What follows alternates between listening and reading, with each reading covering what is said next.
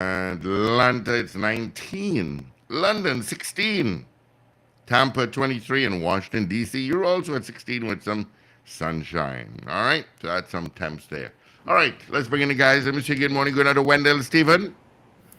Yeah, morning, Steve, morning, Paul, morning, Richard, morning, Trinidad and Tobago, and good morning, listeners and viewers all over the globe, especially my morning greeters. That's how I Mm. describe it. All right. Morning to you, Paul. Morning. Morning, guys. Morning, morning. Yeah, let me get my birthday greetings out the way. Early happy birthday, Roshan Lois. I don't know where she is now. She used to be at Digicel. Karen Logie, Kim Ino. I know Kim listens to us. She and her mom. Tamiko Moore, happy birthday too, and belated birthday greetings. Because I know that you guys are not into the, not always into the birthday greetings. But Eric Esdell, Giriraj Ramnanan, better known as Raj, Yeah, he his birthday was celebrated his yesterday. birthday yesterday. And Mavis Mm-hmm. John, our celebrated icon and singer, she also celebrated her birthday yesterday. And Pastor Peter Regis, remember him from Up Grande? Mm-hmm. Mm-hmm. He celebrated his birthday yesterday too. He's an ardent fan. And Angela Patterson, your neighbor, Steve Can, the lady who works right next door, that building right next door, she celebrated her birthday yesterday also too. All right, so belated birthday What building greetings. next door? In Wick? Right before Paul 102, the as the attorney is there. Yeah, yeah.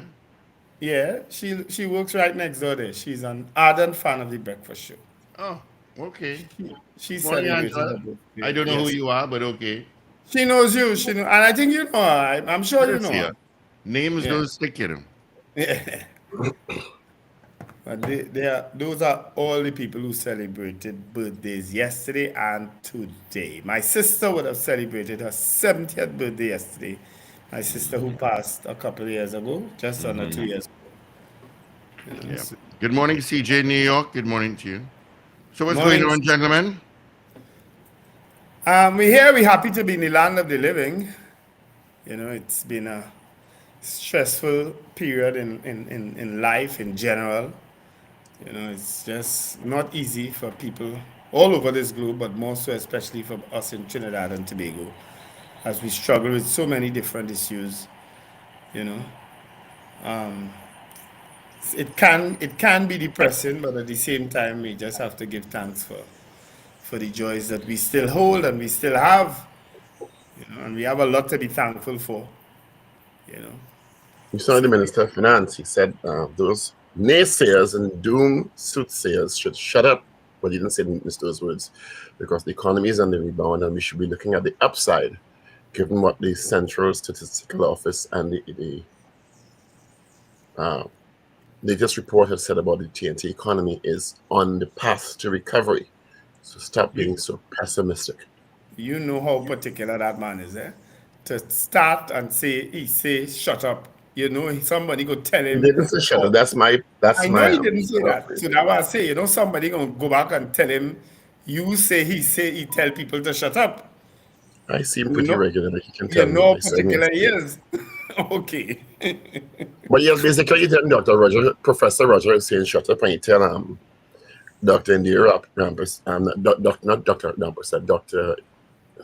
Indira Sajuan that she can't be objective because she's offered herself for screening with the UNC and failed, so she can't. She's a former UNC senator, so she can't be considered objective in her discourse.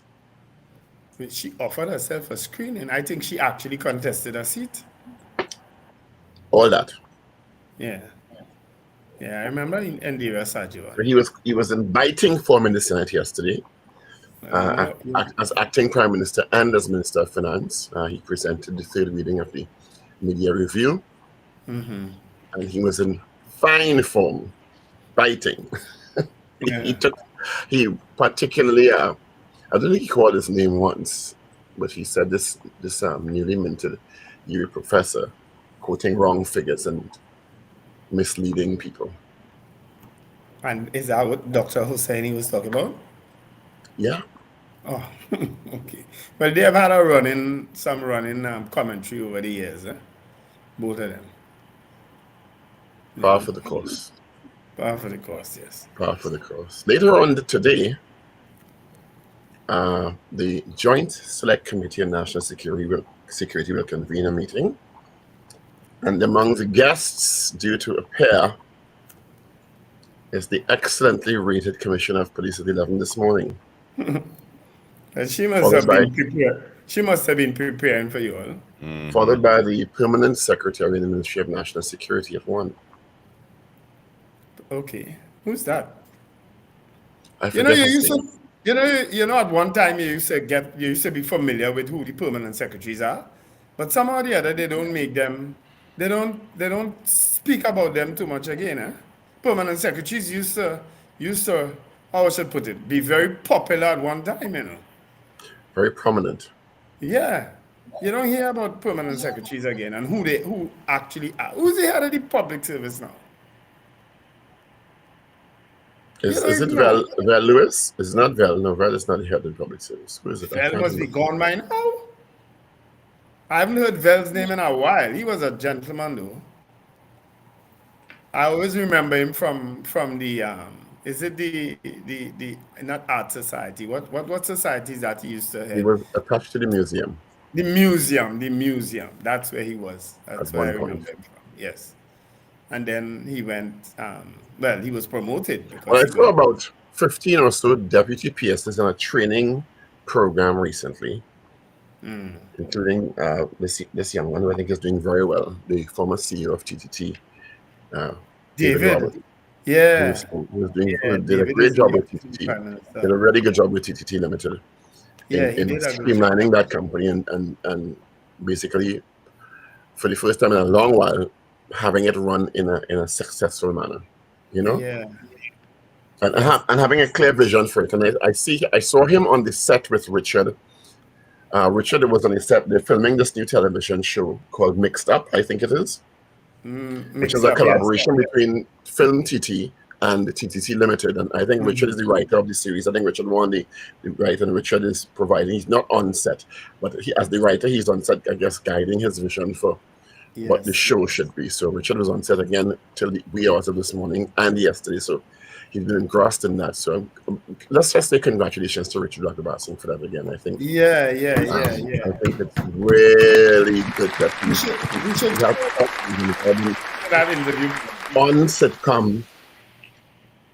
sitcom being shot and will air soon on TTT. So good job, Richard. Yeah. You should try to show a little bit of that interview that he had. That you shared with us. Is it video or was it online? If it's online, it's difficult. If it's video, I think it's online. It's online. Yeah, to find a way to bring those things up. Yeah. So they interviewed Richard and some of the cast members on set. Looks like it's going to be interesting. I see Penny's part of it. Penelope Spencer. It's about a mixed family, naturally. Yeah. So. I look forward to seeing it. I think 6 episodes will be aired. Well, it looks like it has potential. So I guess initially 6 to see how it does, and then it could go international too. So Richard's dream is coming true. I'm so happy for him. I'm so happy for him. That's good, man. Mixed Up. But it's a good show for Trini. True. Something I was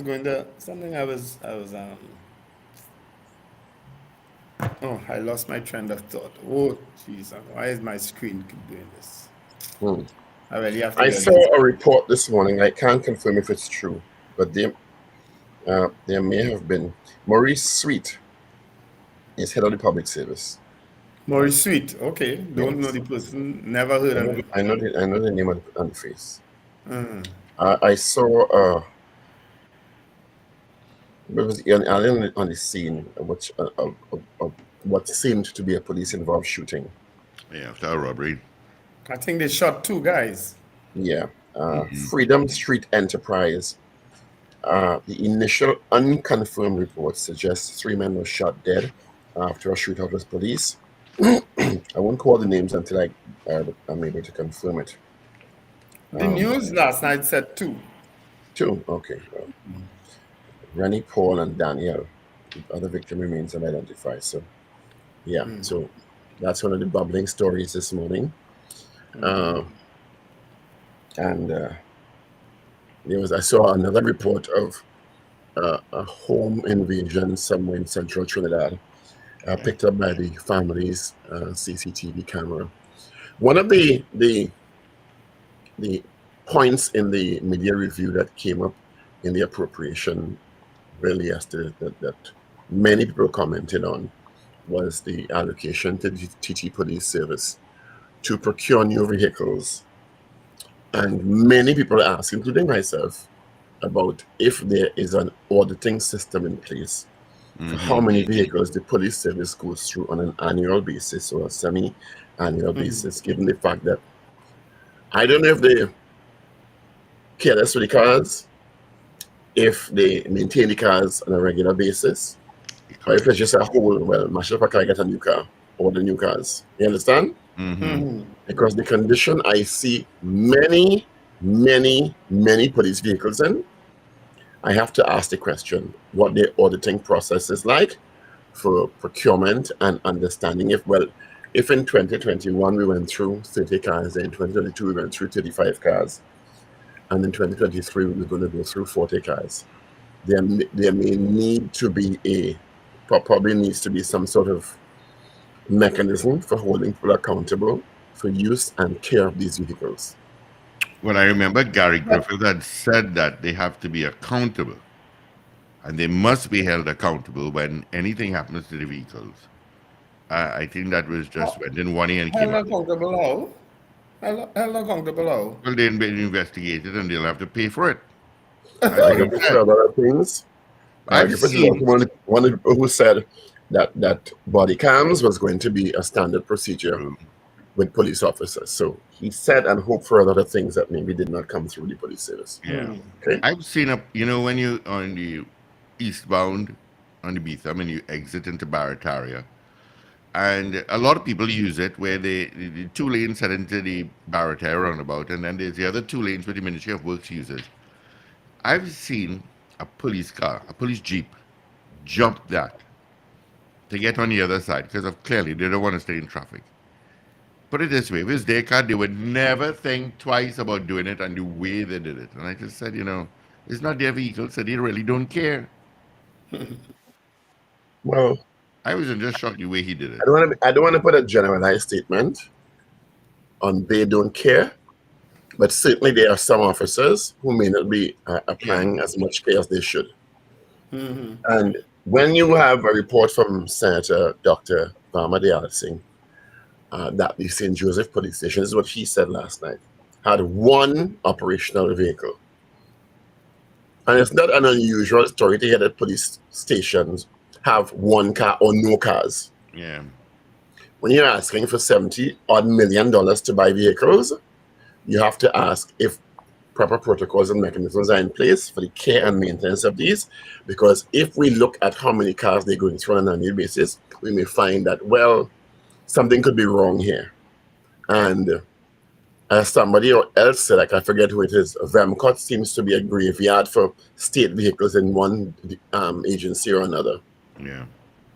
And I do think we should be continuing that way without some sort of audit and check to make sure that the state assets are being cared for in an appropriate manner. Even by law enforcement, we have to understand under the gun, and sometimes they have to engage in high-speed chases. But how many of them are engaged in high-speed chases, and are they taking care of the vehicles? Is the police service in general, do they have a proper mechanism in place for taking care of maintenance of the vehicles, etc., so that we know we're getting value for money when they're asking for $70 million to buy a new vehicle? Somebody also raised another point that they have so many different models in the police service. How the hell can they keep track of maintenance and parts? And if that's the most productive way.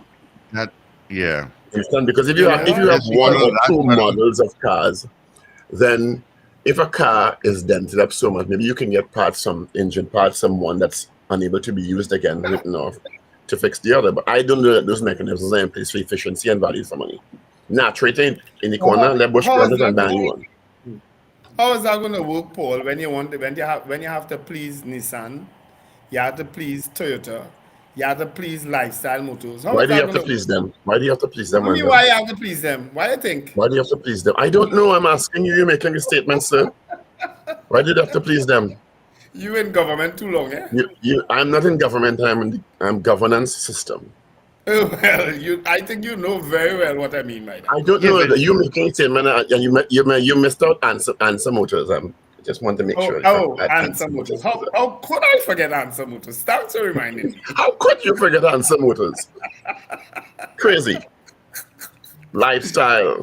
Yes, I call Toyota. Lifestyle. but I call remember Lifestyle. as well that the blue lights that they usually have on top of the vehicles, that a shortage of it. They didn't get what they wanted, and they settled for a little blue light on top. I don't get it. Not the regular flashing blue lights. You only need to do that when you're turning by the grocery. Oh, Oh gosh, it's it. But when they didn't answer the question, why do they need to please them? Why do they need to please them? How could they not please? They can't buy from one and not buy from the other. Oh, These okay, people, all right. So it's these equitable. these these people, business owners wield a lot of sway. You know, In what way? when they get to that level, they wield a lot of sway. In what way? In what way? You understand? Elucidate. They'll offer a extra car. They'll offer free service for 10 years. They'll offer all manner of things. Well, anybody could get that. Any company Yeah, could get that. Yeah. It's I'm not only sure. Yeah, police. but when you have an arm of the state, Those are sweeteners of the day. Are there other sweeteners that you when are you have not identifying? I don't know. But when you have an arm of the state spending that amount of money one time on vehicles, you have to come good. You In what understand? way? In Value for terms of money, your though. in terms of your sweeteners, you know? In terms of your sweeteners, you never know. You might have to watch towards something. Anyway, let me behave myself, eh? Let me behave myself. But yes, those sweeteners come from all the different companies, trust me. And some companies more than others. You understand? For instance, I didn't call Southern Sales, although I think Southern Sales is now part of is now a bigger company. Not so, Steve? it's, You don't go by Southern Sales anymore, right? it's sudden sales. They have Kia. I think it's Kia. Yeah. Yeah, the Kia. Yeah. Southern Sales is a company that I know that a lot of governments did business with. That's the Ahmad brothers. Yeah, You yeah, know, Ahmad they family. are Yeah. well known. They're from South. I could tell you about Naz Ahmad. Is it Naz? Yeah, I think. He was personal friends, I think, with Patrick Manning. I would have met him when I met Patrick. I have heard, I have heard in the past that there are particular car companies that can sit pretty once they get one or two state contracts to provide vehicles and Yes. parts and service. And you and I buying cars are just gravy on the rice. Yeah. Of Have you heard that course. too? Yes. Okay. I have heard that. Yeah. That is such a lucrative exercise to procure the contract to supply cars for state divisions. That if Steve wants a car, he buy a car, okay. If give him a car now. And you know how the waiting list for vehicles has extended since the pandemic now. So you must I wait don't know 6 months. You can pay for a car now and get your car in 6 months. Yeah, I don't know if people are aware too that a lot of the unmarked police cars that they have, the unmarked ones, are privately owned cars. It's not from it's from some nondescript company. Some might be a construction company or some hardware or something own them. You know that? When you say it, the unmarked cars, is it Some that of they the lease those unmarked, cars? They lease those cars from yes, yes, it's leased cars from some company that you'll never really know. well, let's hope the vagaries of the Public Procurement Act, now fully active, will stymie some of those suspicions. Ah, I see. Let's hope so. That's the part of the intention of it, not so. I would hope so. I would Yeah. hope because you have to Later on, pre-qualify and pre-register your companies now for any business you're and doing with the make sure state. you pay about your tax too. Yeah, for any business you're doing with the state, Yeah. you have to So I think later on this morning, Steve, we're having the president of the Police Station and Welfare Association, Yeah. Mr. Dixon. Mr. Dixon, Gideon Dixon, and his right hand, Mr. Pitt. So you And ask them those questions. he made a comment that don't use the police service as a political football in the wake of the rating Mrs. Harewood Christopher gave herself about her first 100 days in office. Mm-hmm. And he said the officers were demoralized by the kind of commentary ensuing from that. And really saddened. Mr. Dixon, let me come on, I'll repeat this. The population is saddened and demoralized by the performance of the Trinidad and Tobago Police Service. Okay? Population is saddened and demoralized that the Attorney General of Barbados and the Attorney General of Trinidad and Tobago the Attorney General of Trinidad and Tobago had to apologize for the missteps of your officers in Barbados. Okay? The population is demoralized and saddened by what happened with the Diego Martin case that the officers were charged with being involved in shooting their colleague. The population is saddened and demoralized by a lot of stuff with the Trinidad and Tobago Police Service. So, hush up. Yeah, the three young men who Until you can show some performance yeah. and make people feel safer, the public is demoralized and saddened by the level of corruption presumed in the Trinidad and Tobago Police Service. So, don't pretend that. Look, stop. And I want to add to that, Paul. I want to add to that. The three young men who shot on Independence Square, up to now. And in Mova, months before that. Up to now, that The officers lying about it and dragging the body and dumping it in the car and driving off. Yeah. Okay? Yeah. All right. So we will be speaking with him, and we will talk to him about the issue of the cars. Demoralized. And Demoralized. Look, the TTPS, I don't know. You only need a big, all they really need the purse. Trust me, all the commissioner on the right path with that purse thing. Because the TTPS need purse. Plenty. Anyway, I just want to digress a bit with some good news. It says over 90% of nationals, Trinidad and Tobago nationals, was successful in the Swiss Global Cruise Line MSC Cruises recruitment drive and will be hired in various suitable areas. This is really good news.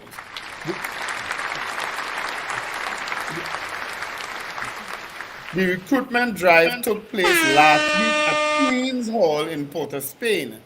Tourism, Culture and the Arts Minister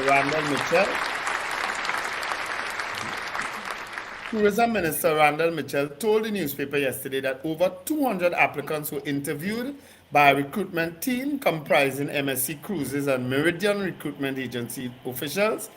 He said the officials, they have shortlisted applicants to fill vacancies in the areas of food and beverage, housekeeping, entertainment, guest services, and galley jobs. I have to tell you, I've been on 3 cruises and I've always met Trinidadians, and they are almost always the best on the cruises.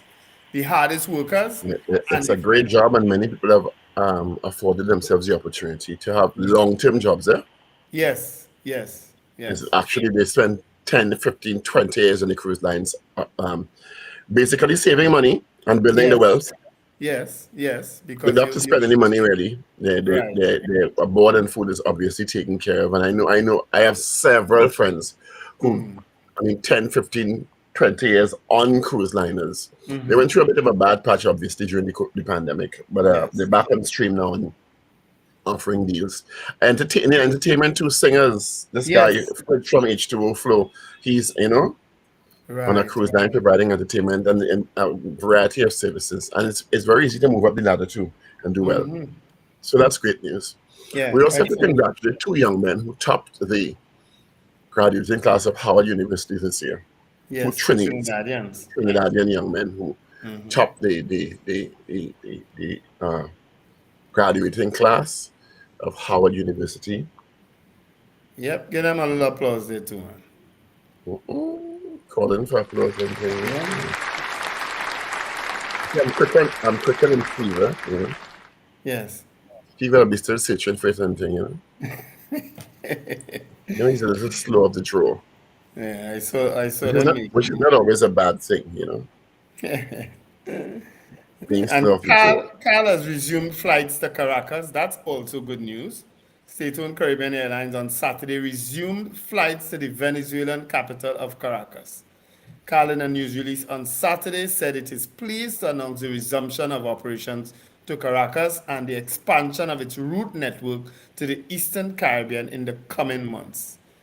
I don't know what they're going to do about the prices, but you know, it's 1 hour and 55 minutes a flight to Caracas. Is it that long? Never been. Don't know. You've never been to Caracas? Not interested. Wow, I've been there a few times.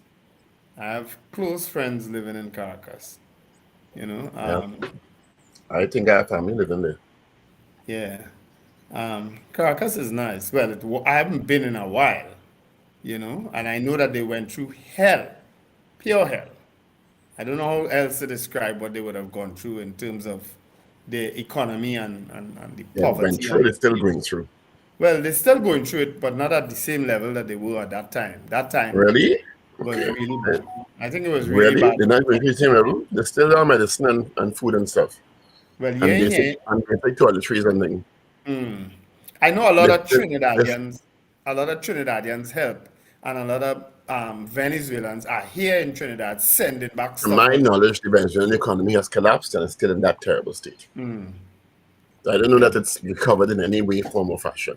But I'm just saying I don't think it's as bad as it was because well, maybe the news is not coming out as often as it was.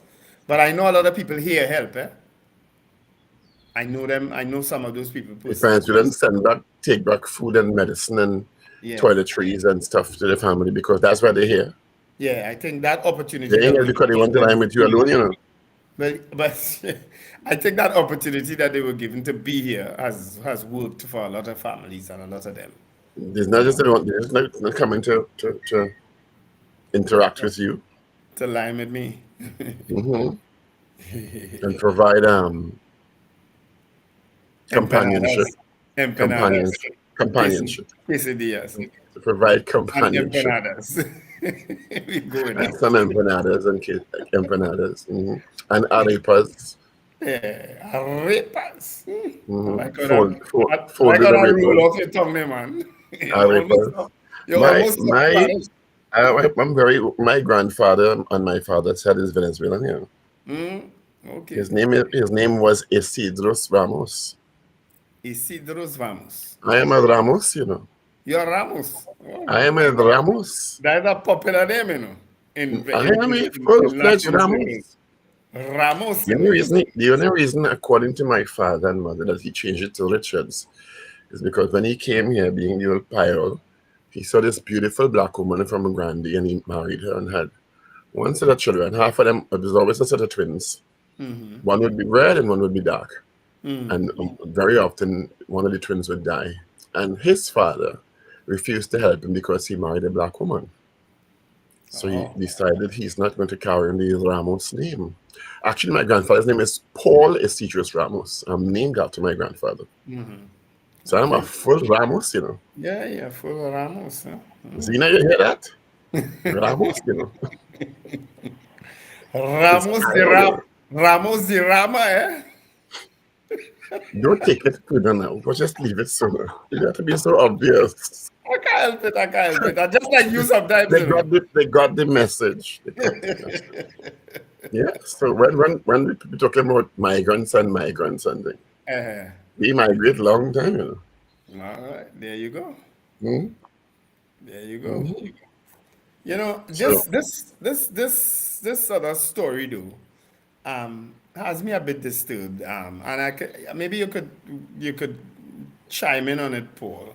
The issue of Member of Parliament for Princestown, Barry Padawat, raising on a political platform what's happening at those children homes, and in the manner that it was raised, because the issue of children homes have been raised on political platforms before, but the issue of those maybe personal private situations that happened there that you couldn't prove, and you're raising it on a political platform, and because, all right, political platforms are largely used to raise issues that affect the country, but it's also to go against, if you're in opposition, to go against the government, you're in government, to go against the opposition. So you'll raise issues.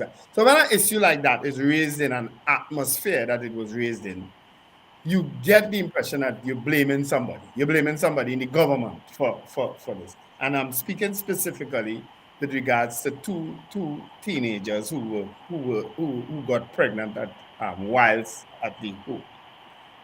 The staff members, though, they have responded by the teenagers were not impregnated by anybody at the school, which of course At the residence.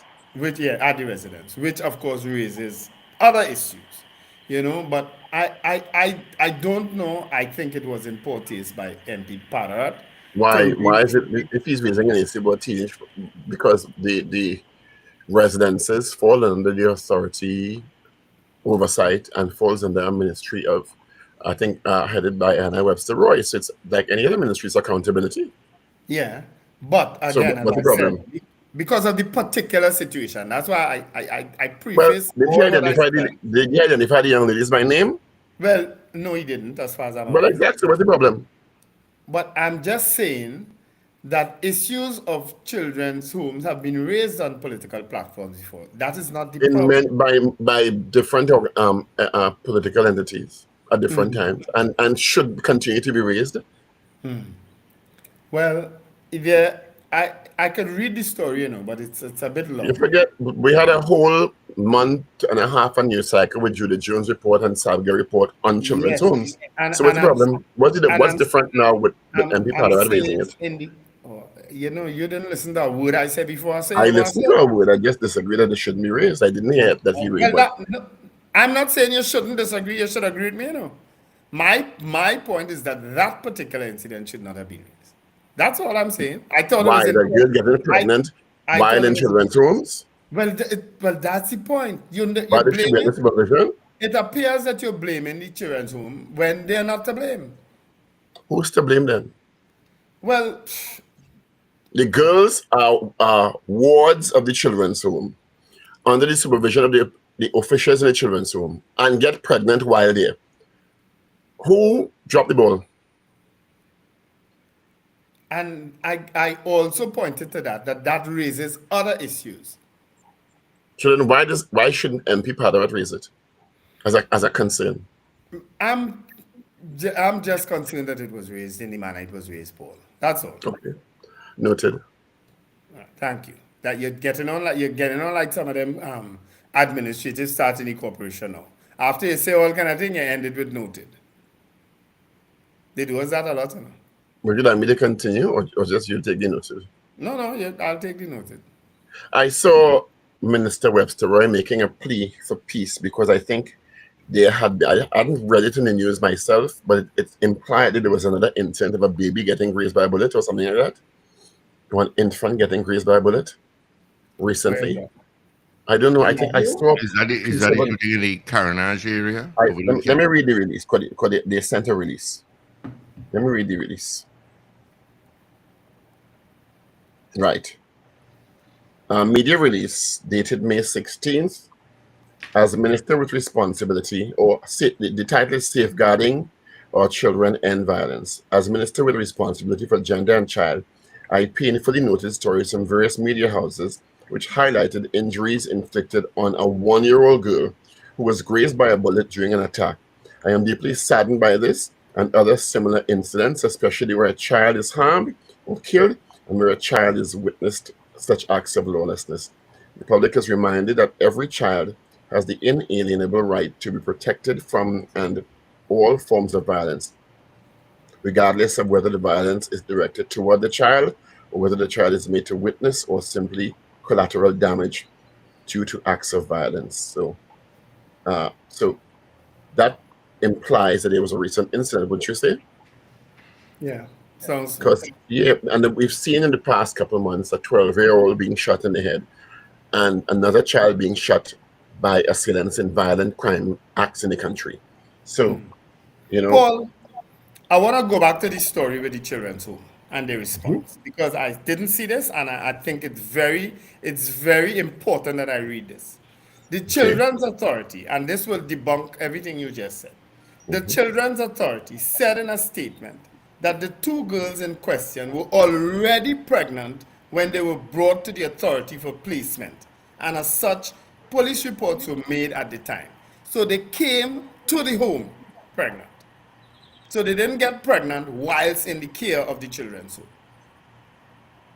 And I think Noted. that is very instructive But in, that's very in, material. right, Yes. in why MP Padarat should have it done in his investigation first before he raised it on that But that political. sheds a completely different light on the circumstances, yes. Yeah. Right? And there's a home specifically designed for pregnant teens, and they have provided them with care and intervention to prepare them for motherhood. Right? So that is why it is so. That is why that reason But that then on that under political those circumstances, blaming children's home is clearly inappropriate. very inappropriate. Do your investigations first before you go and try to politicize something on a platform, Good especially job. Good job. when it reaches Good children. good job to your researchers. No, my researchers, I researching it myself. I Well, I do know the we writing have myself. good researchers who listen to thing. And just before we go to the news again, there is another report of a woman robbed of $80,000 in cash while leaving a financial institution. She was Another one. 55 Yeah. years. Mhm. And this is a report from 19 hours ago. Before She that. left the Well, bank and arrived at her home in Tacarigua, having withdrawn $80,000. Now, if you're withdrawing $80,000 in the present criminal circumstance in the country, don't you have to be careful. Well, your And I'm dad not is saying she shouldn't be able to withdraw her money because it's her money, yeah. but you have to be careful. And I think the Bankers Association needs to come out and make a statement on the allegations that people have, implying that there may be bank employees involved, Yeah. Yeah. or Yeah. insinuating, I should say, that there may be bank employees involved, because it is happening way too often that the criminals seem to know when particularly elderly people or mature people make large withdrawals Yes. and they are attacked and robbed. There's something the Matsin. Yeah. I have tried to reach the association many times. To no Yeah. avail. Left It's The numbers. very Matsin, disturbing. Yeah, they'll call you back. Yeah, yeah. it's a disturbing trend. A couple house invasions too recently, where people they went into the house and they got like $100,000 in cash. Maybe we could. I know. Would it be inappropriate to ask the question this morning? Do you think bank employees are aiding and abetting criminals in some instances? Why would that be inappropriate? I I'm don't imagine. asking. Yeah, let's go with that. We could do that. In some of these robberies, do you Yeah. think bank employees are aiding and abetting in some of these robberies? Well, Yes or no? let's see what our listeners think. Do you think we should go with that poll? Just give me a couple. I'll take 3 It's votes. 15 Yes or moving up to 7 o'clock before Steve buff and then unbuff. Let me go Yeah. into the the trending story. headlines? All right, Rich, you go ahead with the headlines. It's May 17th. Let's start with The Guardian. You don't sound 3 like children's Rich. homes face shut down as license deadline looms. St. Jude's to move out of Belmont. A special select committee has been convened to report on the judge alone bill by June 6th. Minister at children's homes not impregnated by staff, or minister, girls at children's homes not impregnated by staff. IMBA, tax amnesty extended to June 30th. IMBA addresses Faizabad oil spill in-house. Arrival Life TNT has improved and still has a long way to go. Judge dismisses woman's claim of trespassing against her brother. 2 Scotiabank customers threaten lawsuit over claims of missing money. Let's move now to the Newsday online. Wade Mark, on Russia-Ukraine war, it helped our economy. Yes, in some ways it did. Imber, economy fully recovered from pandemic. Bandit shot while trying to steal van in St. Anne's. Acting Prime Minister Imber, garage right over ruptured line, don't build on pipelines. Gatsby Dolly, no disruption in school and new term. Met Office predicts near normal wet season with high flood potential. Princess Town man homeless, pet dog dies after fireman. Remind me to show you all a video after 7 with a man who clearly had some mental issues, who police had to apprehend while jumping on top of the telephone facility in front of Republic Bank on Independence Square yesterday. Let's go to the Express. Staff not to blame for pregnant teenagers. Legal action as money goes missing from 2 accounts. TNT wants action, not plans on paper. Tears in Point Kumana. Mother's Day came and shot and killed. Don't use cops as political football. Government holds its hand on judge alone trials and sends it to a special select committee of Parliament of the Senate. So those are trending stories in your Express, Guardian, and Newsday for today, Wednesday, the 17th of May, 2023. Thank you there. And I believe MP Parat owes Minister Ayanna Webster Roy and the Children's Authority an apology to her. I'll allow you to do that poll tomorrow, Paul. Or we'll do it Friday. If we think he owes an apology. I think he does. All right. Our poll yesterday, we asked you, do you think that Trinidad and Tobago will ever see the $1 billion awarded by the Miami court? That was our poll yesterday. The results are in. And I will tell you, it's rare, but it happens. It's a tie. It's a tie. It's a tie. Some PNM people wake up online that morning. You know the UNC just dominate that online. All right, let's get into this morning's poll. Go ahead, Paul. Do you think some bank employees are complicit in some of the robberies of persons after they make withdrawals? Yep. That's our poll. Got a lot of votes saying yes, we should do that poll. All right. Do you think some bank employees are complicit in some of the robberies of persons after they make withdrawals? Yes or no? We should go with that. There's a lot of votes. Good morning, Sankofa, CJ from New York. Good morning, Pamela Phillip. Good morning, Lisa Salandi. Good morning, long time no hear from Lisa. I know. All right. Once again, our morning poll. We got it here. It's an interesting one. I wrote it down, I believe. Okay. Do you believe that bank employees are involved in identifying customers withdrawing large sums? You need to specify some, Steve. Do you believe that some bank employees are involved in identifying customers withdrawing large sums of cash so that criminals can follow them and rob them? Yes or no? Call us at 222-8255 or 866-525-1099. That's a toll-free number. We love to hear where you're calling from as well. So just say QREP, yes, or Arima, no, that kind of thing. All right? Got a couple calls already. Good morning, caller. Good morning, Steve. Yes, without a doubt. All right, Wendell, right there, yes there. Good morning. I'm typing. Gentlemen, yes. All right, San Fernando, thank you so much.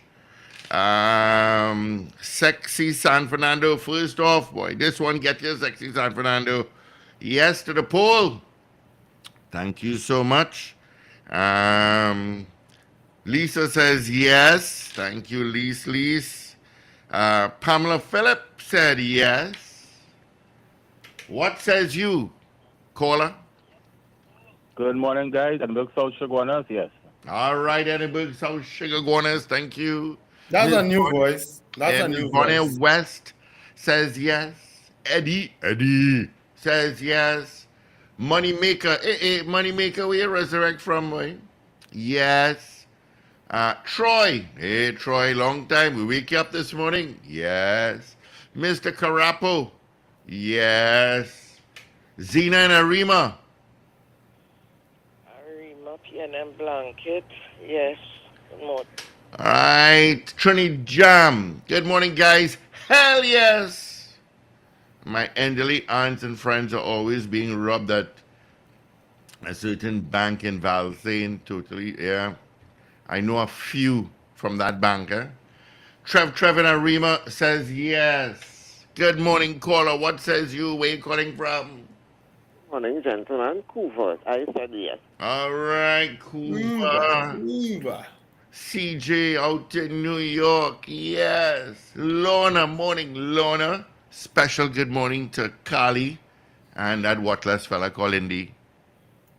They say yes. Kenny out in Harlem. Yes. Yes. Ken E says yes, yes, yes. GB out in Trinity City. Yes. Trev and Arima. Yes. Oh boy. Let's go YouTube now. Ms. Maloney, good morning. Ray out in West Palm Beach, good morning. Morning, Riri. Culture, good morning. Beefy Smith, yes to the poll. Edwin Marshall, good morning, gentlemen, yes. Carol here says yes. Josie Richardson, yes. Beauty Culture, okay, thank you, Beauty Culture. Mo Gaines, I think Paul said that too. Mo Gaines. Good morning, gentlemen. Take two, yes, my beautiful wife and myself. All right, Mo Gaines. Alistair Hart. Good morning, Alistair. Yes. Oliver Man Warren. Yes for me. Yes for my wife, Lisa. Rampage. Oh, we got a no. We got one no. Rampage. Thank you so much, Rampage. 222-8255. Toll free. North Americans. 866-525-1099. Do you believe that some bank employees are involved in identifying customers withdrawing large sums of cash for criminals to follow you outside and rob you? Yes or no? Come on, let's go. Let's get some polls. Ms. Maloney. Yes, doo-doo. Thank you so much. Anthony Alexis. Why is that name so familiar? Yeah, that sounds familiar. Yes. Anthony Alexis. Why is that name so familiar? But yes. What says you, caller? Where you calling from? Hi, Mrs. R here, darling. Pleasant morning to you. Richard's Hi, not good here. morning. Richard not here. I would know where my honey is, okay? You don't know where he is. I do know where he is. Where is he? My answer is no.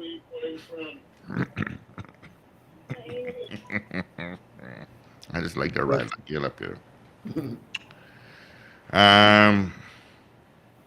Oh God, sexy San Fernando, you're bad.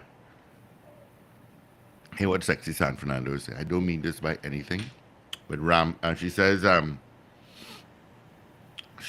are plenty of reports in Gulf View about the same scenario. And sexy San Fernando says rampage woman working in the bank war. Sexy San Fernando.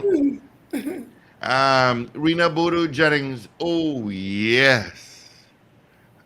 Trinity Jam. Steve, Rampage has a relative who's a teller, hence the reason why Oh he God, said no, they can't say oh that. God, leave Rampage alone now. Leave Rampage alone. All right, let's see. Yeah, that Anthony Alexis. Why is that name familiar? Don't know. All right, we have 2 minutes again to vote. Come on, give me. Do you believe some bank employees are involved in identifying customers withdrawing large sums of cash so you can get robbed? Sexy San Fernando. Oh boy, I tell ya. It's been a while since we've gotten so many responses. Yeah. Come on, people. Let's grab some more. Come on.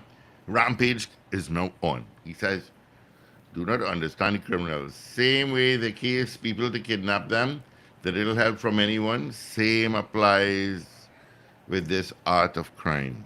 Yeah, For them it's a job, you know. That's I had a possible. buddy of mine that went to a bank on the Eastern Main Road, came home, and they followed him home, pull a gun on him. He said, take what you want. My best friend went to a bank, went along Circular Mall after, picked up something, came back. They robbed him. 2 cars involved. And I can tell you, he called me immediately. I had to go meet him anymore. And he was in a mess. The worst thing You know? to use in those banks are those money counters. The worst thing to Yes, have. let me tell you. And you see, and they have they always count the money on top there. Yep. So anybody could see. Yeah, well, they're But it is doing a it. problem if someone Yeah. wants to withdraw $80,000. There's a problem taking them somewhere else in the bank. Well, Some you banks could don't like to ask do for that. that. You could ask for that to be done, you know. You could ask for And privacy. you see, and that money counter is so loud. If it loud again. I mean, every time I go to the bank, they don't ever use the money counter. I have They're no. doing it. They're doing it for transparency, but still, it's Yes, exposing. quite transparent. Marval on the road says yes, it happens.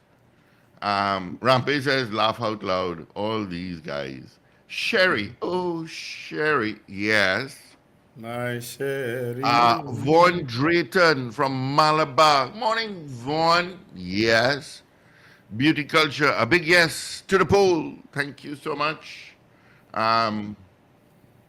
D says never happened to me when I was doing construction and had to withdraw large amounts, but yes to the poll. Okay. All right. Whew. I'll take I'll give you all 20 seconds again because Avi is giving me the look here. She's got the look. He's got the look. God, if I sing, I make millions. Yeah. Telling you all that. Let's see. Any more coming up? You have 10 seconds again. 10. Come on. Let's see those votes. Anything coming up? Oop, I've opened up the clip directory. Today is what? The 17th already. All right, that's it. The poll is going to stay up until tomorrow morning. You could go online on our mobile app or our website and vote. All right, I'll give you the final results tomorrow. Let's get into our 7 o'clock news, Avi. Can I get a woohoo? What kind of lame woohoo is that? This is your news bulletin from Power 102 Digital. Finance Minister Colm Emmett says the economy is fully recovered from the hardships faced as a result of the pandemic. The new extension of the tax amnesty will come to an end on June 30th this year, and some children's homes will automatically be shut down by law despite a 3-month extension. Details in a moment.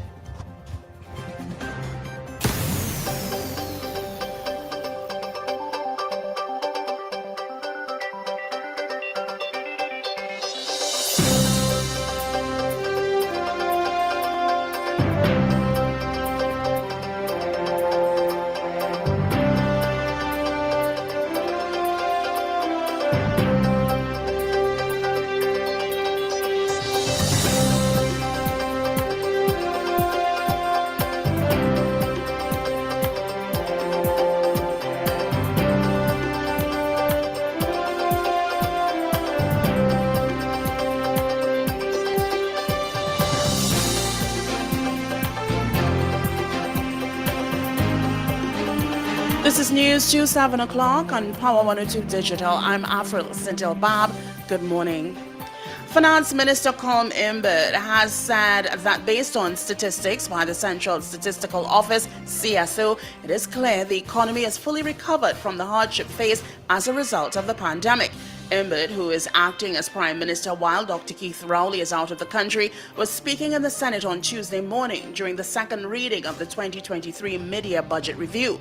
He said the central bank issued its annual economic survey for 2022 and read a section of the document which says the TT economy was on a recovery path over the course of 2022 following 2 years of economic contraction. He added that official data from the CSO indicated that real GDP grew by 3% during the first 3 quarters of 2022 compared to the corresponding period of 2021.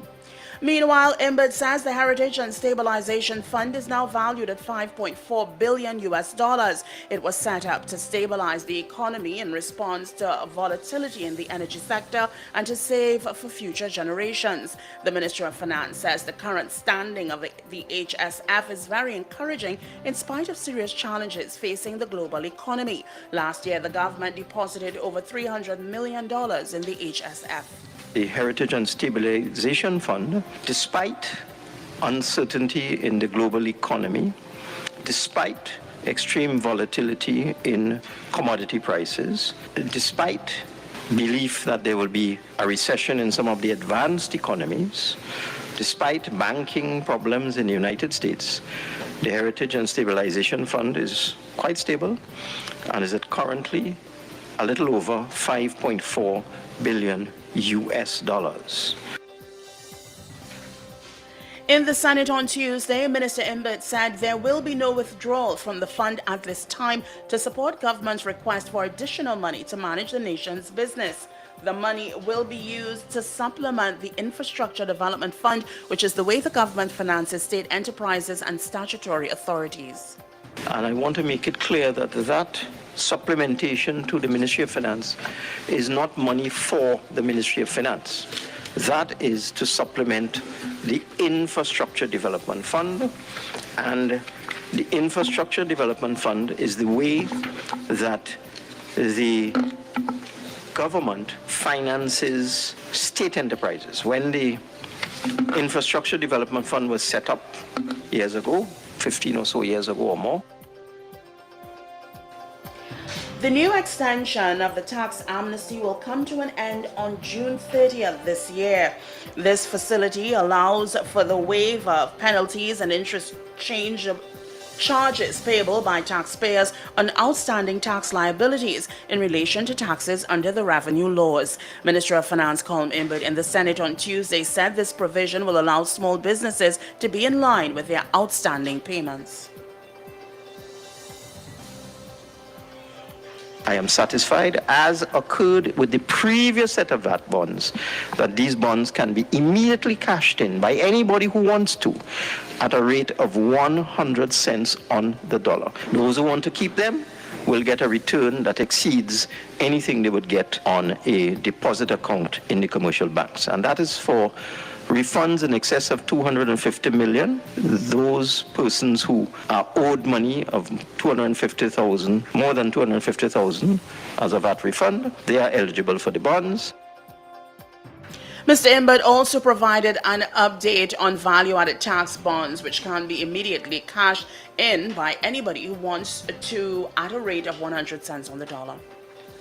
Some children's homes will fail to make the July 1st deadline for licensure and will automatically be shut down by law despite a 3-month extension. As a result of this, plans are being made to find alternative locations for the wards of the state at 3 of 13 unlicensed homes who have indicated they will be unable to meet the requirements and are opting out of the process.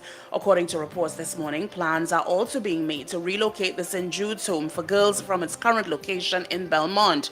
The facilities that were given the extension were the St. Jude's Home School for Girls, St. Mary's Children's Home, Mary Care Center, Lady Ho Choi Home, the Transitional Home for Migrant Girls, Casa de Corazon, Jaira or Rafa House, Ferndine's Place, Chickland Children's Home, Joshua Home for Boys, Cyril Ross Nursery, Operation Smile and Marian House. Meanwhile, the Children's Authority says that staff members at children's homes are not responsible for the pregnancies of 2 teenagers at the facilities.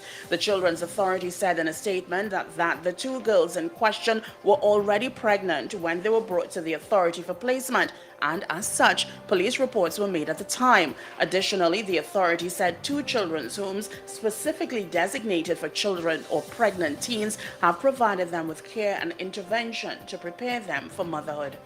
You are listening to news on Power 102 Digital to 7 o'clock.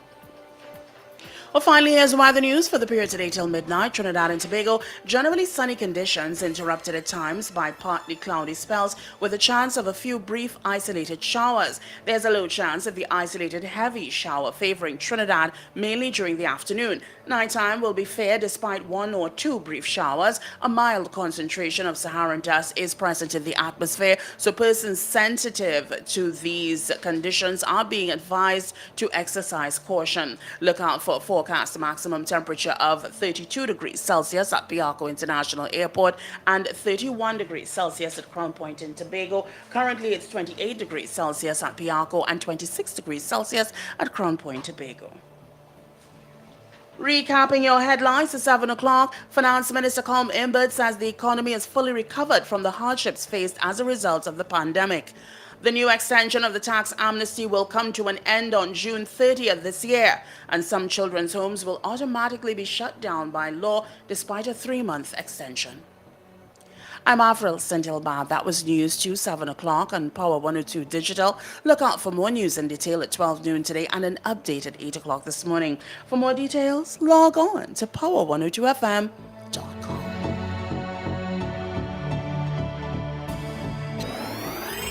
Up to date and credible. Power 102 Digital. All right. Thank you so much, Avi. Thank you so much. Of course, you join Avi again at 8 o'clock for our news brief. All right. Quickly take a look what's happening traffic-wise. East-West corridor. You're going to get traffic from Piarco towards UE, and then Valsain, Port of Spain on the highway, Eastern Main Road from Arima Old Road, usual spots. Heavier as you cross the Uriah Butler Highway, heading towards Mova Junction. All right. Let's see. If you're on Railway Road, that is the road that by Steve's Electronics there, there's a little minor bunk accident there, so that's going to create a little backup there. I'm seeing another accident here. I think it's a minor accident. Oh, it looks like, it's at the corner of 10th Avenue. Yeah,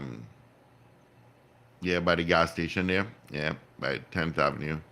There's a little minor bunk accident there as well. Let's see. Coming down Lower Santa Cruz, got some traffic going up Lady Young Road, heavier from Coconut Drive towards the Lookout. Long Sickler Road is beginning to build. Maraval, yeah, boy. Just after the pillars coming down, you got traffic. Diego Martin, you're going to get traffic again going through Alice Glen and heading towards Crystal Stream. Let's see. Let's head down San Fernando, see what's going on there. Going down San Fernando, got down there, plenty tempo. Oh, lighter than usual. Yep, there's a little bunk accident there again, an M1 Tasco. No, it's not. This ain't a major accident on the M1 Tasco Road. Wow, by Dainsley Road, somewhere there. I don't know that area, but yep, that's where that is. But the solo is pretty clear. A little volume. Rivulet Road is heavy. You're going to pick up your traffic just after Monroe Road, heading northbound, Southern Main Road, and my Chin Chin Road.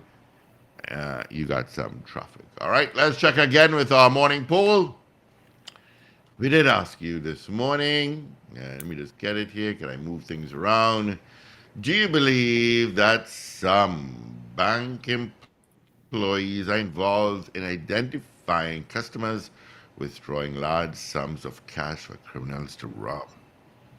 I got there are a lot of responses via YouTube. I hope you all got them. Going there just now. Meb says yes, and yes again to the poll. Thank you, Meb. Getting towards the YouTube, as Pablo just mentioned there. We got Anthony, we did Vaughn, we did Beauty Culture. Good morning, Leonard Naipaul. He says yes. All right, so I got all those votes. Wendell, your tally. I can tell you he knows. Of course, this morning we asked, do you believe that some bank employees are complicit in giving out information reference to large withdrawals from customers at banks, leading to them being robbed? Of course, we had this morning we had an exceptional poll. 40 people said yes, 2 said no. All those responses either came via calls or messages. 40 people said yes, and 2 said no.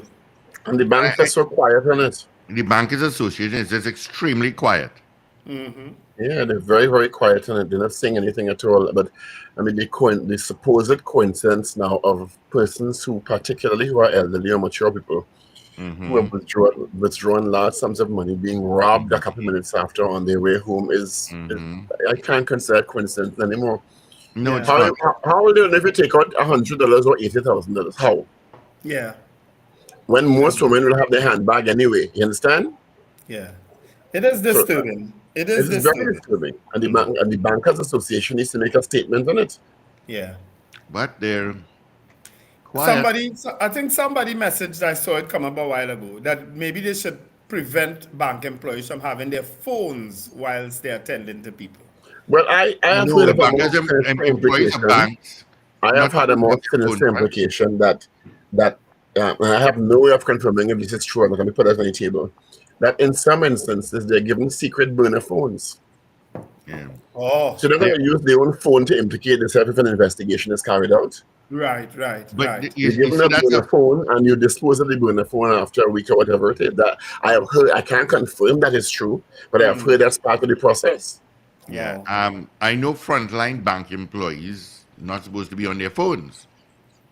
No, they don't usually. They're not allowed to have their phones on the desk with them by the teller station. Most banks have that policy in place, and that's why the person who told me this, who is a bank manager, and I wouldn't call the bank, and I wouldn't call the person's name, said that there's a suspicion that there may be some complicity, and that the policy of the bank is that you cannot have your phone near to the because you can take pictures of your account number and all kind of stuff, which is even more damaging. You understand? Right.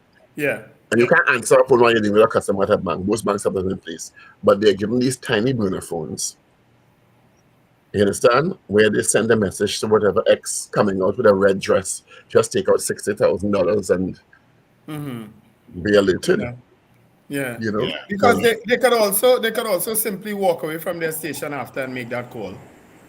You know? Well, they have systems in place for that too, because you can't walk away for long. And remember, the banks are very highly monitored areas. Anyway, we have Mr. Dixon standing by. Good morning, Mr. Dixon. He's not on cameras yet. But are you hearing us, Mr. Dixon? Good morning, gentlemen. Morning. You need to put your camera on. We need to see that handsome face, so the people outside there that we stream all over can see you. I'm trying my best with your mother and sister. Once you're appropriately attired. Mr. Dixon is probably on the job already, man. Quite possibly. Are you all hearing me there? Yes. Although he sounds like he's in a bathroom. He sounds hollow like he's in a bathroom. I'm not sure. Oh, jeez. Oh, I have a voice like that. It's a morning voice. All right. But, I mean, we're hearing you, Mr. Dixon. So, I mean, we'll go with that until you get the camera on. You know? Oh, no. Oh, gosh. As I jump in that space, where did he go to? No clue. All right. He's back. All right. Is it? Let's see. There you go. You see? He's in his living room. He has one of those homes with those old-time arches that you go through from the living room to the kitchen. I know it. I grew up in one just like it. You have a keen sense of observation, Mr. Wendell. I do. Gentlemen, I understand the bankers. I understand the Bankers Association is not very pleased with our poll this morning. And that's fine. Yeah, that's fine. Send your legal It's a team. poll. It's okay. It's just a poll.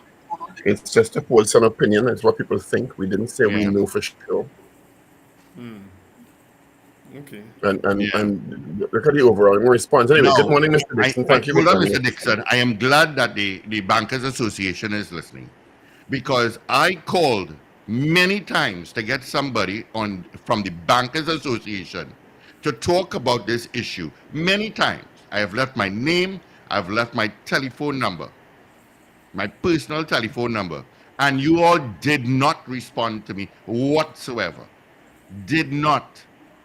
Well, it's actually. So if you're upset, if the Bankers Association is upset that we brought this poll up, it's just a layman poll. We asked outside if we should do this poll, and our listeners messaged us back and said, yes, let's do that poll. Steve, you don't have to defend it, you know. You don't have to defend the poll. You don't have to defend the poll to the Bankers Association. We didn't make a different statement. We asked what people thought. And if they want to come on, we are willing to have them on to talk about it. You don't have to defend anything. Anyway, the invitation is open for the Bankers Association to come and defend what some people's perception of the situations are. We may be totally wrong, and the bank can defend that. Good morning, Mr. Dixon. Thanks for joining us this morning. Dixon, how you going, pal? It's a good segue for Mr. Dixon. Mr. Dixon, we would have asked this morning, our listeners, if they thought that some bank employees may be complicit in giving out information when people make large withdrawals, leading to them being robbed. Is that something that the police service has engaged the attention of the police service at all? Once report it will engage our officers, and though I'm not in the operational mode, within recent times we have seen several robberies of persons and victims of persons who would have withdrawn large sums of money. So I would well be guided that the police are investigating those matters. I'm saying specific to maybe a bank employee being involved. Is that something that would have come to your attention at all? Are you aware of it? Over the years, we have had to bring persons who are employees of the bank before the court for several of these matters. So this is nothing really new. It's something that we are accustomed doing once the evidence leads to them. Thanks very much for that information. All right. So how would you rate the performance of your Commissioner of Police in the first 100 days? How would you rate it? I wanted to understand, every time I speak as the president of the association, right? So my ratings will be from that of the association. There is room for improvement, just like with even the associations conducting our affairs. So if we have a scale of 1 to 10, we would want to say the commission, we are about 8, to be quite honest, right? With room for improvement. What are the metrics that you use that you would say you use to ascertain the performance? Are there particular points of performance you look at? Well, we look at it holistically, from the perspective that there's the administrative arm that needs to be functional. There's the fact that we have an operational arm that needs to be functional. There's also the welfare arm that needs to be all moved at the same point in time. And in each area, there's room for improvement, and that in itself signifies that work is taking place. Sometimes it might be at the pace of which others would anticipate or want to see the results, but work is taking place, and there's room for improvement. I will be joined by your Vice President, Mr. Ishmael Pitt. I don't know his rank, though, and I always like to give people the rank. Good morning, Mr. Pitt. What is your rank? Pleasant morning, gentlemen. I'm an acting assistant superintendent of police. All right, good. Thanks for joining us this morning. Thank you. A lot of conversation in recent days, since Saturday actually, have been initiated as a result of the question posed by the media to Commissioner here with Christopher about her performance. She rated it as excellent. There's a lot of consternation about that excellent rating that she gave herself. I don't know if she was in a jocular mood or not, but when the commissioner says something in the context of our present crime situation, the public is going to respond because the public feels under siege. I think there was a statement issued by yourself, Mr. Dixon, that stating, and I'm paraphrasing here, don't use the police as a political football. Would you like to elaborate on that for us at this time, please, so we get a clear sense of what you said? Right, so we watch particularly in the matter of the Brent Thomas matter, which we wouldn't go too deep in. A lot of persons are pointing the fingers in the direction of the police. And what you would see is that the police would have carried out their duties with a level of professionalism and proficiency, and based on our established practice and also our standard operational procedures. There has been a pronouncement. The pronouncement have in fact been appealed, and we await the results of this. It is disheartening to the officers when especially those in Parliament, those aspiring to get to the Parliament, and even those within the corridors of even our own precinct who don't understand the ramifications of such judgment, to lay blame on police for failing to do what the police was supposed to do. And all we were trying to do is bring any violator of the law of Trinidad and Tobago before justice.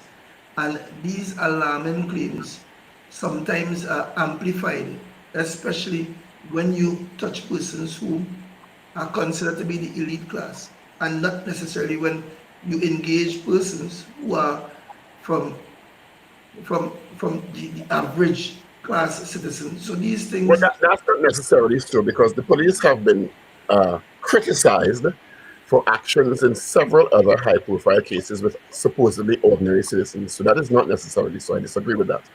Well, you could agree to, you can make your statement. I would also say that we make it from the perspective of trying to be balanced, right?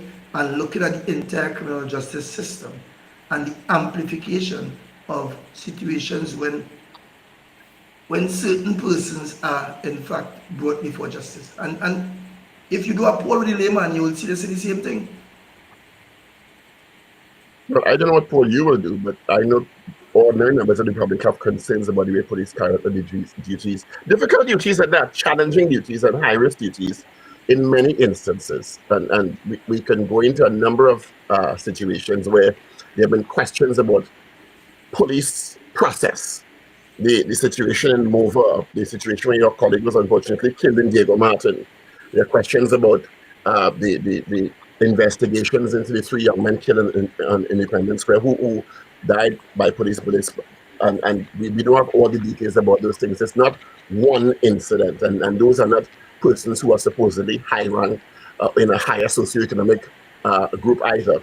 There have been questions about police, the way they carry the duties in many, many different cases. So I disagree with the fact that it's only supposedly big shot people, that the big hoopla. In that particular case that we're talking about, and as you said, we want to be careful because the state has filed an appeal. The Attorney General of Barbados has commented, and the Attorney General of Trinidad and Tobago has commented on it. Well, and both imply that there were missteps made. So I'll allow my Vice President to come in at this time because I respect your views. We also have ours. Go ahead, Mr. Pitt. Absolutely. Go ahead, Mr. Pitt. Thanks for joining us this morning. Yes, and again, pleasant morning. So it is always a difficult platform to function with when damn if you do, damn if you don't. And as you stated, Paul, policing in itself is challenging, it is high risk, and officers are asked, based on the demands of policing, to make split-second decisions. These decisions are now assessed within an environment where persons have the time, they have the luxury, and they have the convenience in order to say, you did something wrong or you did something right, not necessarily being faced with the same circumstances. So it is a very, very, very difficult job to perform. And I echo the sentiments of my president in that we have made some observations. We are not saying that generally policing is not criticized or above reproach. That's a fact, and it's an international fact. Wherever you go, policing is criticized, and it is for good reason. We live in democratic societies, and one would want to know that persons who are charged with this responsibility, we are held to account. But we are also saying that when certain type of matters that are of a particular nature are brought before the court, the outcome is almost predictable. So we won't bury our heads in the sand and pretend as though it's all a level playing field. We have done our own research, if you would like to call it that, and based on our findings, it is more or less consistent regarding the way we are approaching this discussion this morning. So I'm gathering from Assistant Superintendent Mr. Pitt and Mr. Dixon. How would you deal with the comment then by the Honorable Minister of National Security, who said, and I quote, that criminals have friends in the police service, the defense force, the immigration, the judiciary, and the parliament? Is that a statement then that you would agree with? Well, I'll be very careful in responding to that. But I will say this. Let us be reasonable. Let us be practical. Let us be objective. I would rest by saying we live in a very small society. Is that a clever way of saying yes, Mr. Pitt? Well, I did not say yes, and the words that I intended to use is the words that I used. If you would want to use your words, Mr. Oh gosh, Mr. Pitt, give me the police. Let me get rid of the police jargon this morning. Mr. Dixon, you indicated that the members of the service are demoralized by some of the commentary they're seeing. But, and I understand that because you put your life at risk every day. It's a very high-risk environment. You go out, you leave your family. Because of the criminal element in the country, you don't know if you're going to return. I think the public appreciates that. But it's also balanced against the fact that you have more powers than the average citizen. You have the power to detain me, question me, take away my civil liberties if you feel that I have broken the law, or if you suspect that I'm a person of interest in some sort of illegal activity. Or if they don't like it. Well, I'm not going on that. That's there. Sometimes that happens, but that's not usually the case, by and far. And the overriding issue here is public trust and confidence, which has been eroded over the years because of police underperformance and, in some instances, police malfeasance. So while the police, I understand their feeling of demoralization, the public coming down on them, the public also has a particular perspective of the way the police operate. Do you understand that has to be reconciled? Because the public are looking forward to the police doing their job and performing at a higher level, and they don't feel that's happening. Indeed. And go ahead, Pete. I was going first. I want to say something in relation to this. Go ahead, Pete. Yeah, indeed, and as a responsible association, we encourage and we will continue to encourage all the checks and balances that will hold our officers staff and would ensure that we deliver a professional service to the citizens of Trinidad and Tobago. We are saying, though, that on the other hand, in a similar manner, where persons ought to guard their tongues regarding not wanting to undermine the image and the character of persons who are charged with such a significant responsibility, it should not be limited to one department or one agency or one body within the criminal justice system, because police officers are often looked upon in a particular way for just doing what they are supposed to do. And I can give you an example.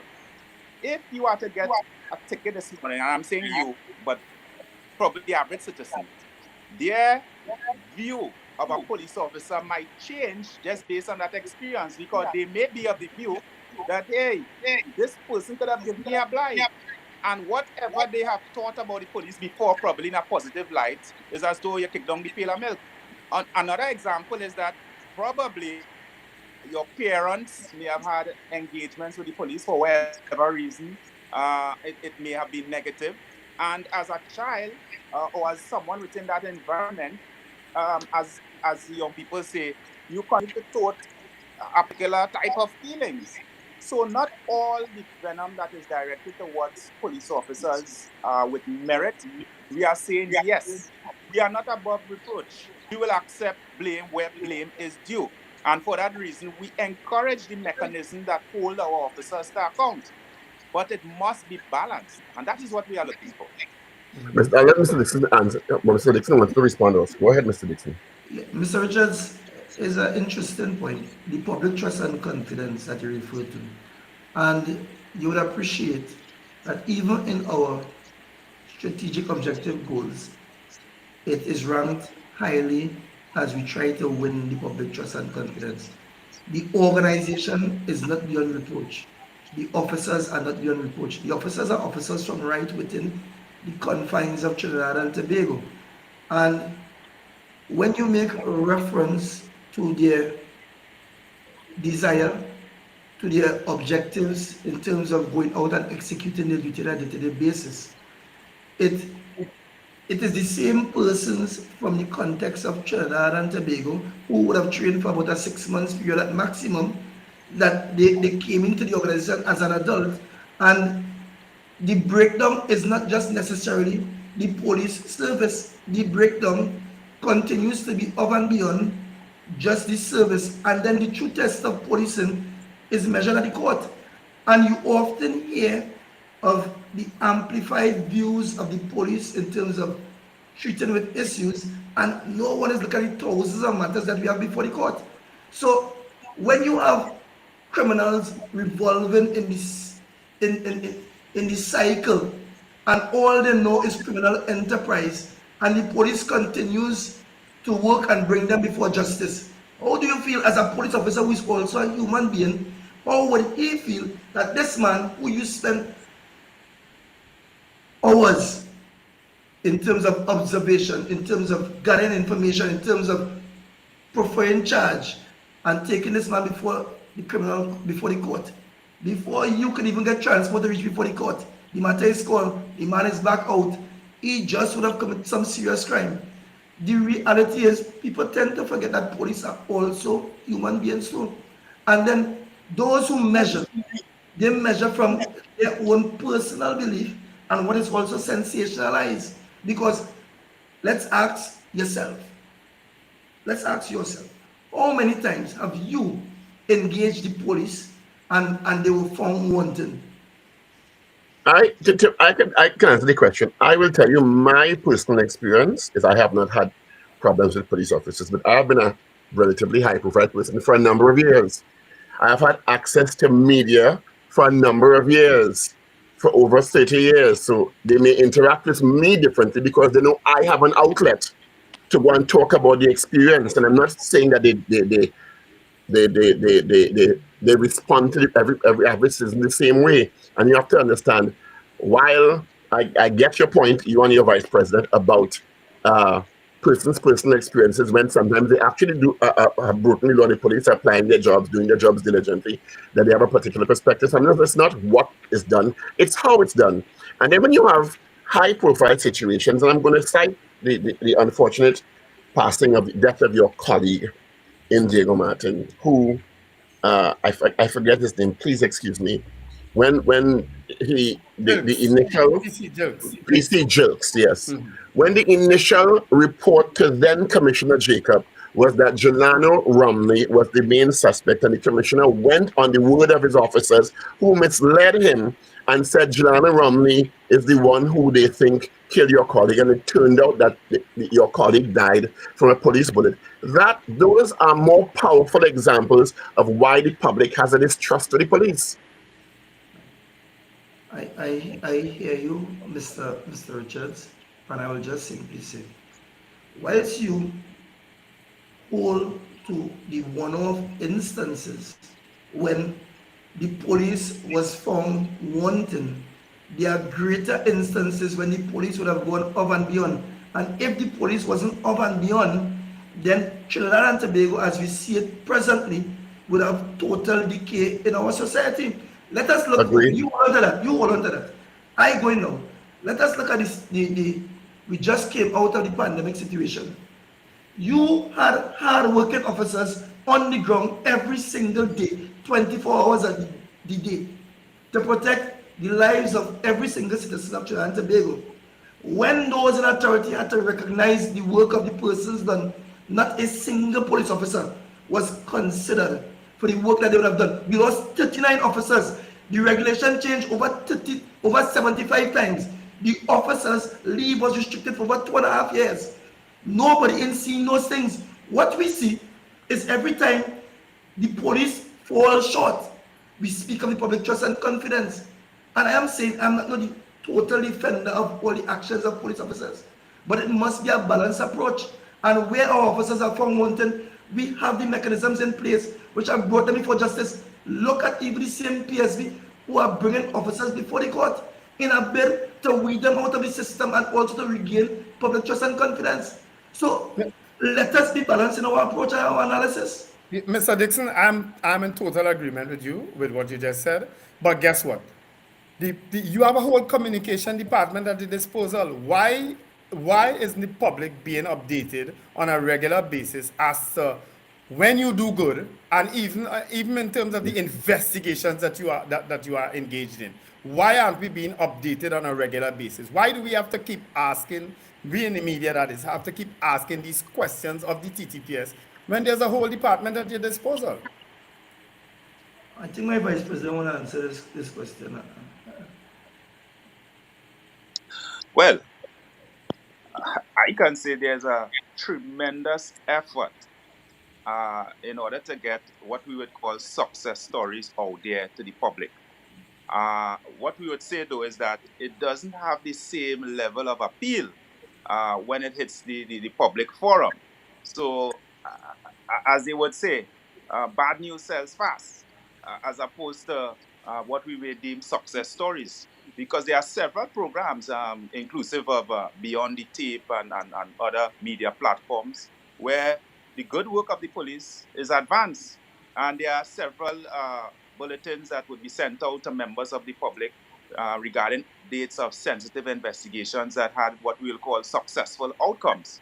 So to say that we are not marketing the good work of the police service in a way that people could appreciate what is being done, we strongly disagree with that. Can I intervene here? While you may have programs like Beyond the Tape and the weekly police presser, you ever hear, we are in media, so we understand advertising and marketing very well. This is what we do. Not because you're doing it means you're doing it effectively.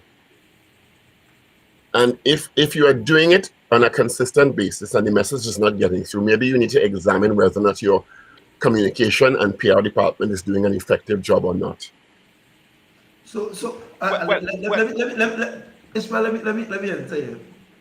Well, against that backdrop, I would want to say that the media have been doing a tremendous job in ensuring that what it needs to get outside there is outside here. We, the organization, and you would appreciate that we have come from a historical perspective where matters of policing nature, which are sensitive, we oftentimes in the past would have guarded sensitivity because we don't want to compromise and we want to be fair. So the truth be told, there is room for improvement. We have brought on board a corporate communication team, and we are working assiduously to bring the information in a timely manner.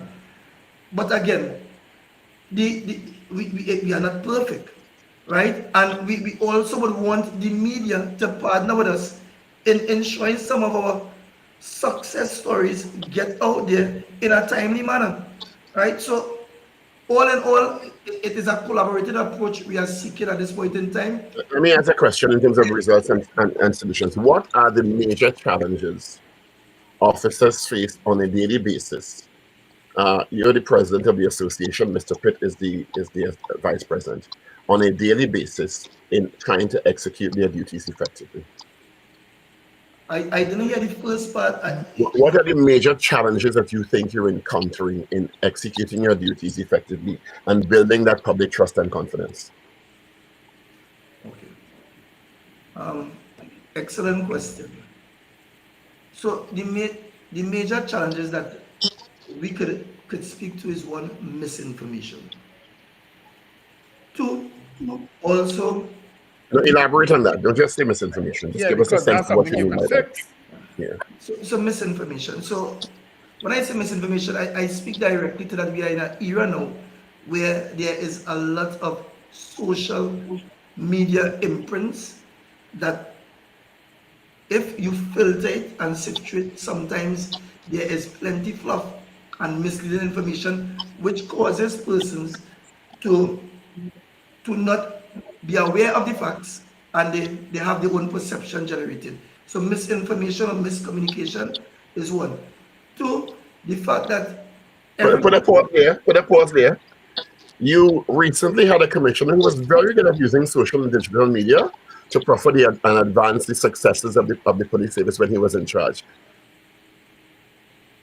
And you reinforce my point, because they also, with that, there was plenty misinformation and sensationalization. Yes, but maybe you should take a page out of his book and counter it more effectively, because he was very effective at doing that. So it's not that it can't be done. Right. So I would say, from the association perspective, that regardless of who would have sat in the office, as the Commissioner of Police, there are lessons to be learned, and there are also some building blocks that we could take moving forward. I hold no briefs for no Commissioner of Police, right? I hold none. And the gentleman that you referred to, he is excellent, or he was excellent, as you say. He was in excellent and put out an article yesterday, and he brought out my name all how left, right, and center. But at this point in time, it's just to seek relevance. So you need to choose. You need to choose what needs to be put out there in a timely manner. And I think that as a responsible organization, knowing fully well that we have the support of the members of the public as the lead law enforcement agency. You all are doing a great job this morning of defending your officers, and I commend you for it. And you are doing a great job of advertising and communicating to the media, and I have commended you earlier for it. Do you think the present leadership of the police service is actually effective in communicating the police accomplishments presently? I strongly believe that there's room for improvement. Oh gosh, do you think they're doing a good job? There's always room for improvement. There's room for improvement in a 3-year-old child's academic performance. There's room for improvement in the way the country sells oil and gas. Do you think the present leadership of the police service is effectively communicating with the public? Simple question. We know there's going to be room for improvement. Do you think they're effective? I maintain my statement. That's a diplomatic no, Paul. So let's move on. That is, I want to this commission, and I'm not asking you to. Point 2 you were making, Justin. Let's go on to the challenges. So you made one point about misinformation. What are the other issues of concern or challenge?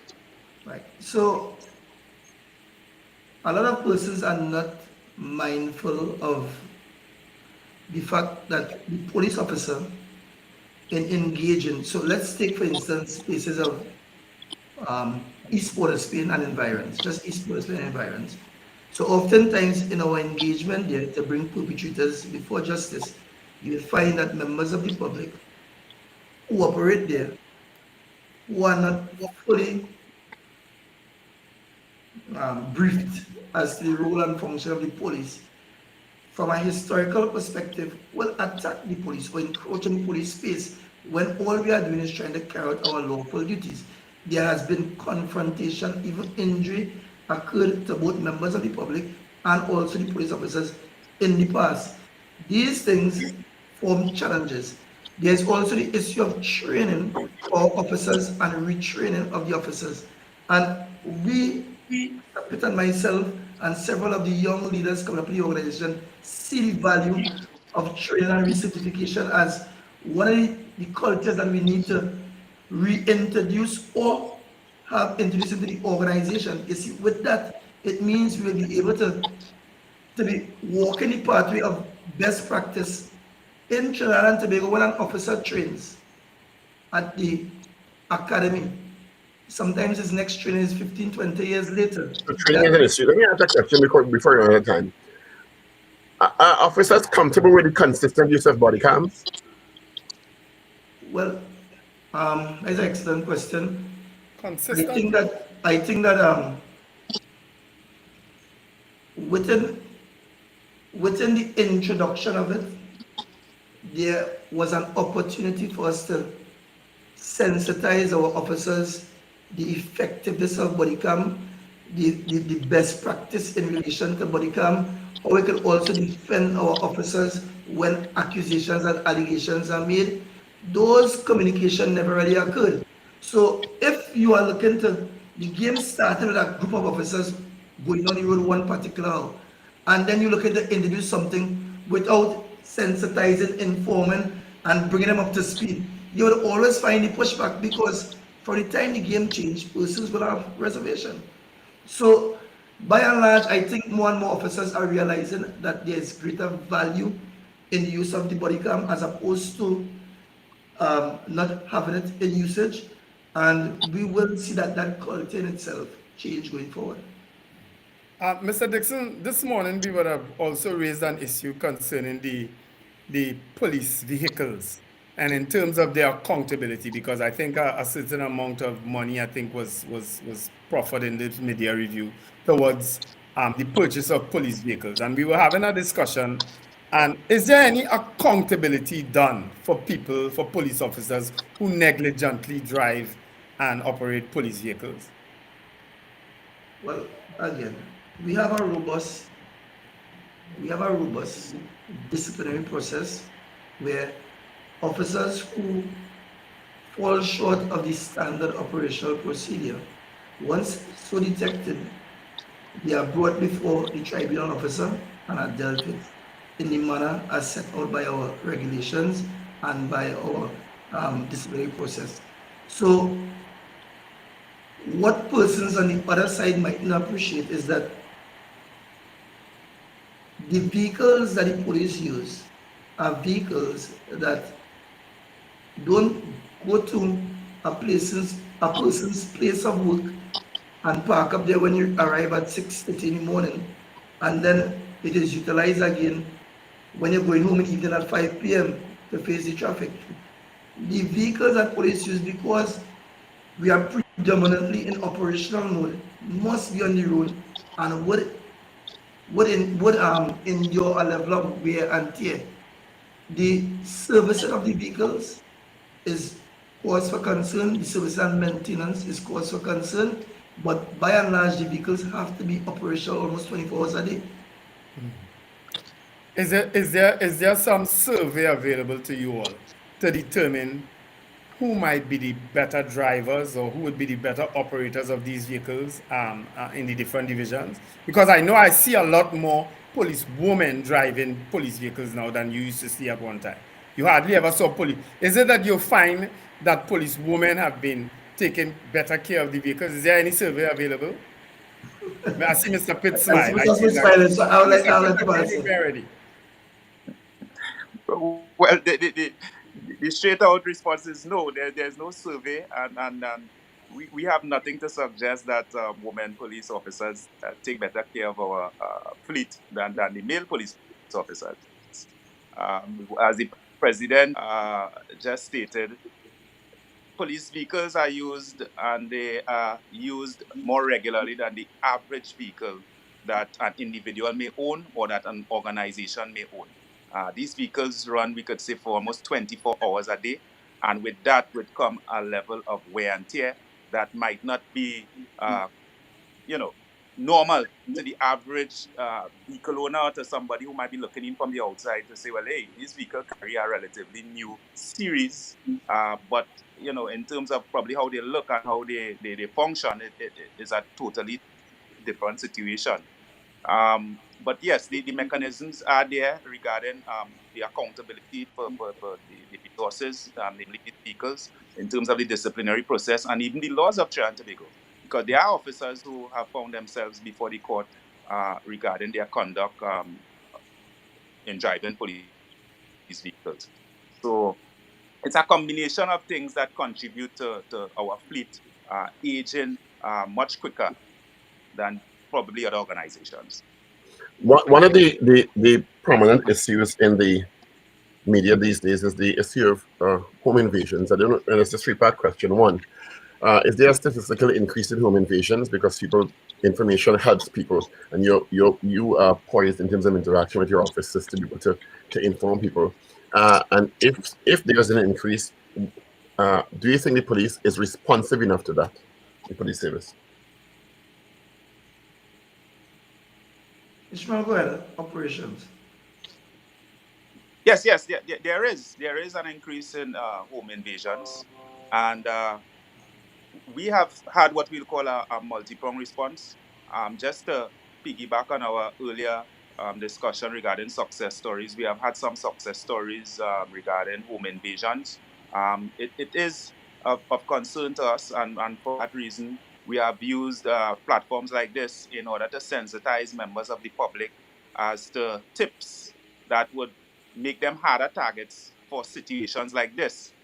So we have even seen where not only at a policing level, but in other quarters, persons were recommending steps that probably could be utilized in order to make persons harder targets. So yes, there is an increase, and yes, given the multi-pronged approach, we believe that we have been managing the situation.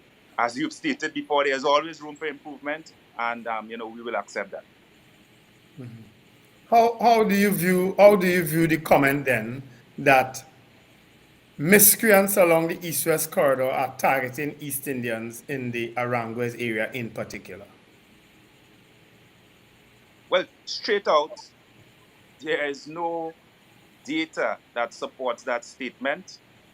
What we would say is that even using crime theories, such as the routine activity theory, we would know that offenders would target, or a motivated offender would target persons based on what they may have to offer. So it may very well be that persons are targeting persons because of what they have and not necessarily how they look.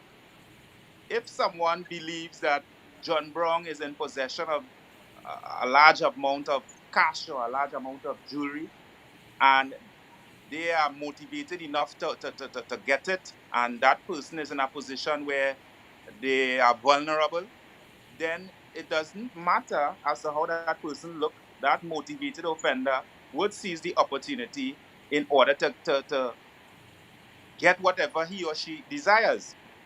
So to say that it is being done specific to race, there's no data to support that, and there's no theory really that we have encountered that would support that type of statement.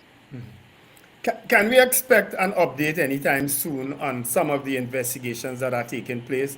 And I'm specific to the one because we had asked former Commissioner McDonald Jacob this on several occasions, and he did report to us that there was footage for that incident on the Independence Square where 3 young men were killed. We have not heard anything again since as to what happened, as to be provided with the footage, and as to what exactly happened on that morning.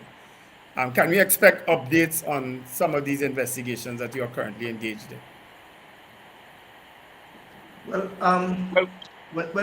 Wendell, you would appreciate that we are the association, and the correct entity for that question to be directed to is the Commissioner's Office for Corporate Communication Department.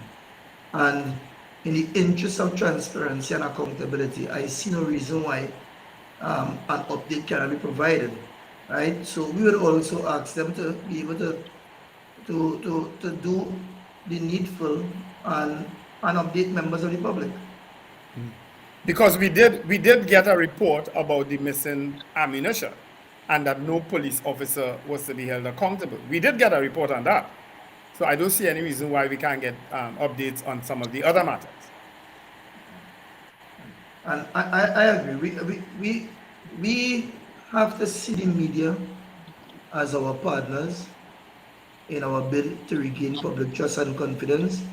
And because you would have come from an era where you view the media and the role that they play as one that is antagonistic, I think that we have not, in its true sense, been able to embrace the role that the media can play in terms of assisting in policing.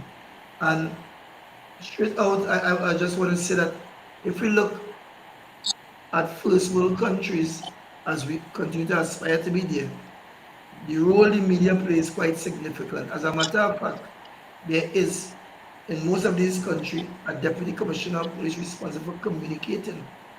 And they more or less come like a media extraordinaire, similar to that of Mr. Richards and they, with a wealth of knowledge and experience. We have not yet risen to that, and we have put some mechanisms in place. There are some building blocks, and as an organization, it is the direction that we need to go.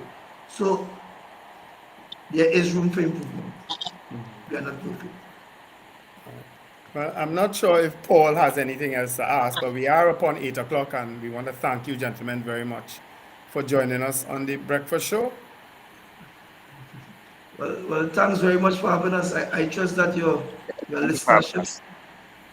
listenership was in fact empowered with some information, and continue doing the excellent job you all are doing in terms of bringing information to the members of the public in a timely manner, so that we can all see the restoration of Trinidad and Tobago to where we once came from. It's almost like you're asking us to be part of your communications department, but we are right here. Well, you might say so, but we have no issues. We have no issues with some of you all lending. Just quickly before we end, Mr. Dixon and Mr. Pitt, are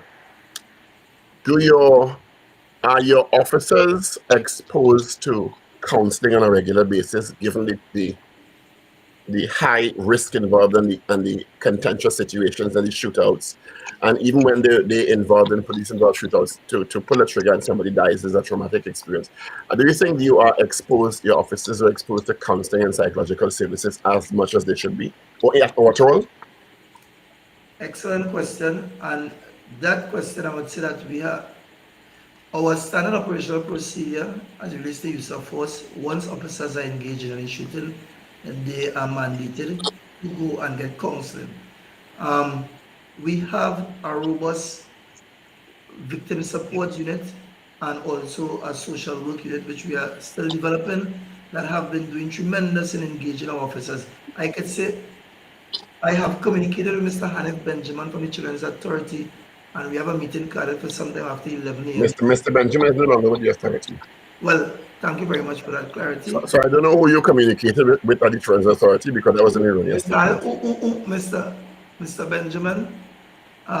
So we would want to ensure that our officers are exposed to those who are lead in the field and be able to bring them out of a state of trauma, the level of normalcy, so they could be effective to the members of the public in which we still. So there's room. So the association is using the services of Mr. Benjamin as a traumatologist to deal with those issues. I did not say that. I said that we have a meeting with Mr. Benjamin. We have a meeting. I said that we have a meeting with Mr. Benjamin. I don't know what happened there. Yeah, I can't say what happened either. Right. Yeah. So right. We have our own internal victim support unit and social work unit who are doing most of the activities, and because of the workload, because they also deal with members of the public, particularly our VSU department. You said it's a mandate. Are they getting counseling? After every shooting, officers get counseling, sir. Great, wonderful. Wonderful. Mr. Dixon and Mr. Pitt, thank you both for being with us this morning. We extend the open invitation to help you to get your good workout, but we will also hold you accountable. We expect nothing less, and we will. All right. We're going to commend you for the job you all are doing. Thank you so much. Thank you so Be much, safe out gentlemen. there. Okay. All right, be safe. All right, gentlemen, let's get into our 8 o'clock news.